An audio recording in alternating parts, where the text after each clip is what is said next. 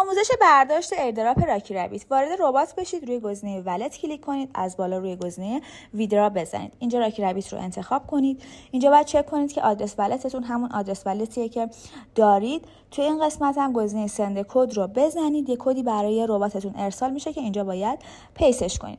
توی قسمت اماونت هم اگر روی مکس بزنید همه راکی رابیت هاتون رو در واقع انتخاب میکنه و اونا رو انتقال میده به کیف پولتون. منتظر میشیم که این کد برامون ارسال بشه تا اینجا بنویسیمش. اینجا کد برای من ارسال شد. روی نوتیفیکیشن هم میزنم، اینجا روی پلی میزنم، این کد رو کپی میکنم توی اون قسمت قرار میدم.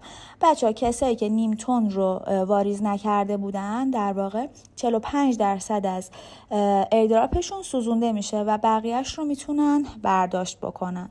اینجا کد رو وارد میکنن و کانفرم ویدرا رو میزنید و تمام. همونطور که میبینید کارمزدش هم 0 هستش.